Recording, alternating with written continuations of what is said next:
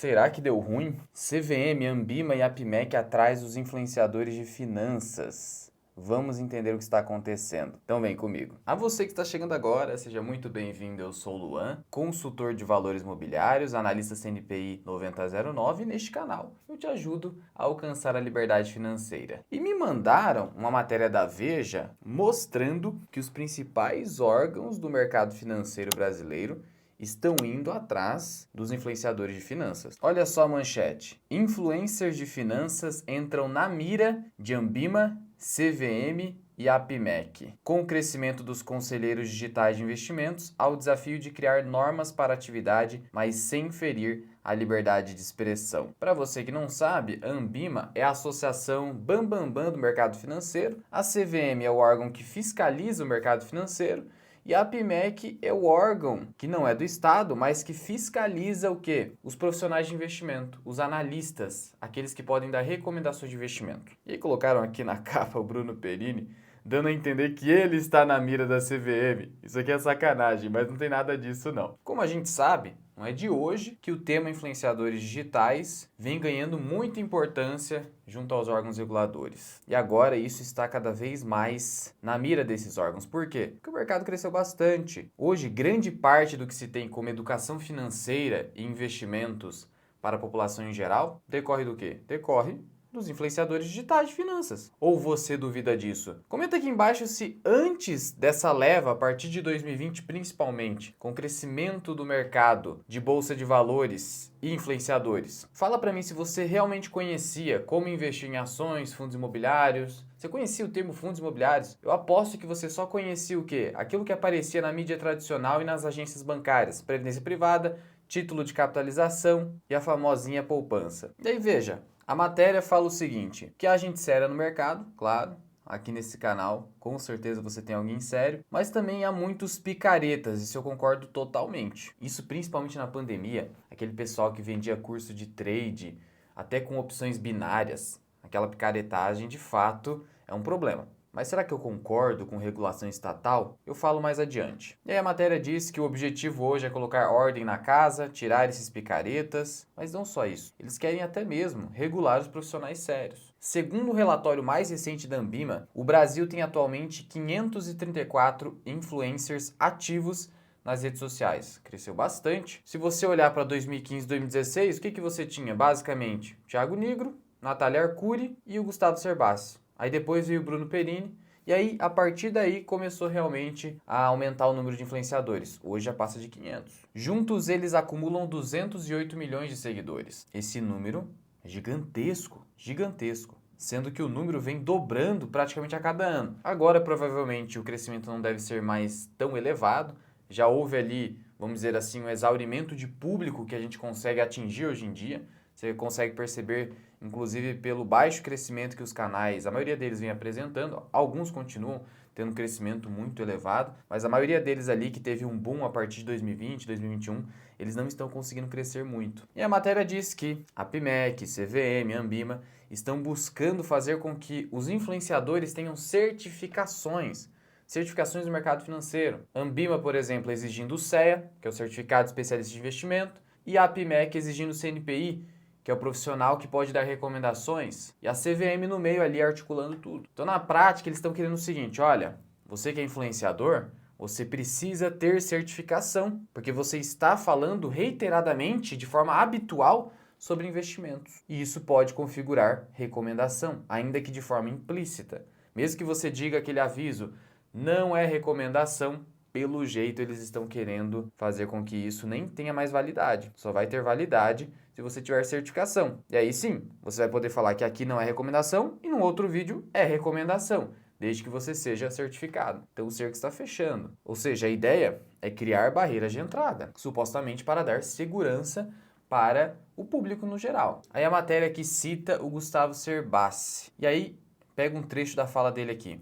De 2017 em diante, eu vi uma explosão de vídeos de educação financeira, alguns com caráter de especulação em bolsa, em formato muito atrativo, com aspecto publicitário forte, como um entretenimento financeiro. E aí, eu não sei exatamente se o Gustavo Cerbasi tem certificação, acredito que tem alguma. Aí ele fala que tem 25 anos de carreira e que toma cuidado para não ficar dando recomendações. Só que aí entra o grande problema aqui. Até que ponto o regulador ele pode exigir certificação e afastar por conta disso a sua liberdade de expressão, que é garantida na Constituição Federal, pelo menos é o que está escrito. A gente sabe que na prática não é bem assim, e a gente está vendo isso com a derrubada do Twitter aqui no Brasil. Se o Twitter pode ser derrubado, o que garante que outras redes sociais mais relevantes, como o Instagram e o YouTube, também não sejam derrubados eventualmente, ou retirados do Brasil? Então, tem um grande problema na regulação estatal no que se refere à liberdade de expressão. E, eventualmente, você pode ter um excelente educador financeiro que não tem certificação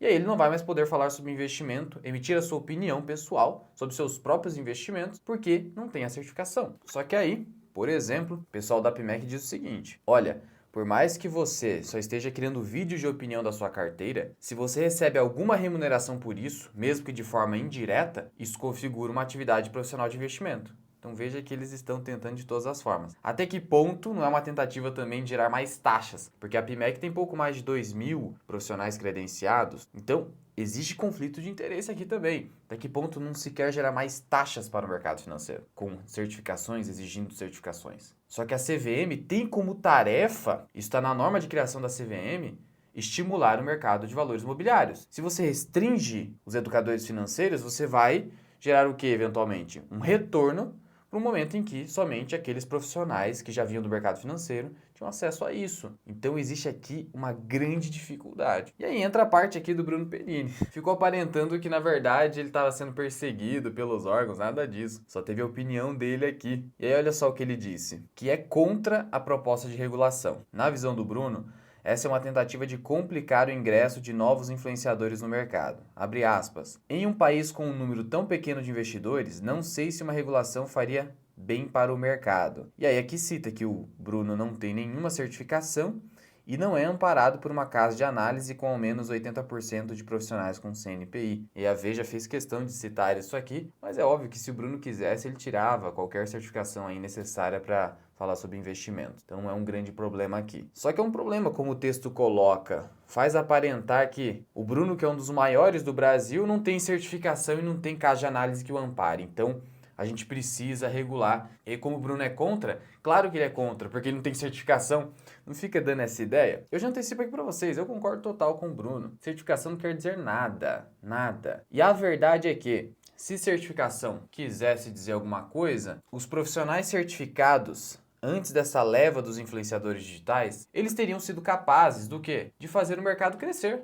E eles não conseguiram, porque eles não tiveram a capacidade de falar a língua do povo, falar algo simples e acessível à maioria das pessoas. Então, o fracasso do mercado financeiro tradicional em falar a linguagem para o público, isso gerou o quê? Uma demanda reprimida que foi suprida pelos influenciadores digitais, mesmo sem certificação financeira. O que importa é a comunicação. A gente fazer o público entender a importância de investir, os produtos, os riscos e tudo mais. Aí agora se quer fazer o quê? Quer fazer com que esse pessoal que supriu essa demanda reprimida e ajudou o mercado a crescer, o pessoal sair da poupança, agora quer fazer com que esse pessoal tenha certificação. Não concordo. Acho uma grande besteira. O público que realmente é consciente sabe, não tem que ser protegido. Eu tenho certeza que você sabe qual é o canal ruim, qual é o canal picareta. Você sabe. Esse negócio de querer ficar protegendo as pessoas é um perigo enorme. Pode ser um retrocesso. E a gente viu. O Estado está fazendo o que agora? Banindo uma rede social relevante do país. Então cuidado com esse negócio de regulação, de exigir não sei o quê. Eu não concordo com isso. Apesar de que para mim seria vantajoso não ter o Bruno como concorrente enquanto ele não tira uma certificação. Eu já tenho a minha. Não ter o Raul Sena, por exemplo. Caras que eu respeito muito. O que adianta, cara? O que adianta? Mas para você ver que a minha opinião aqui é isenta. Não tem essa de ficar gerando certificação à toa. A pessoa quer tirar, ela tira. Não faz a menor diferença. Essa que é a verdade. E aí olha só, veja aqui também, dando aquela alfinetada no Bruno. Falando que o Bruno, num vídeo, fez uma análise completa das ações do Bradesco, citando resultados do banco e aspectos como lucro e inadimplência. E aí abre aspas aqui. Eu só estou comprado em Bradesco esperando que quando ele fechar métricas de rentabilidade mais próximas de seus concorrentes, poderemos ver uma recuperação nos preços a ponto de compensar a posição. O vídeo tem 50 mil visualizações no YouTube. Tá vendo? Querendo dizer o seguinte, olha, o Bruno tá fazendo errado. O Raul fez um vídeo de Bradesco também. Ele também estaria fazendo errado. Até que ponto não existe pressão dos bancões aqui? Porque para os bancões é um grande problema. Tem previdência privada aí da Caixa Econômica cobrando 3% de taxa de administração, rendendo bem abaixo do CDI. Outras previdências bem sacanas também. Será que não tem pressão por conta deles também? É muito difícil você sair defendendo regulaçãozinha estatal assim, sem entender os interesses que estão por trás daquela ideia supostamente para te proteger. Saiba ter senso crítico. E aí veja só qual que é a visão da Ambima aqui. Hoje. Ela diz o seguinte, que o primeiro sinal de recomendação é a menção de um produto específico em vez de uma classe de ativo ou cenário geral de investimento. O que ela está falando?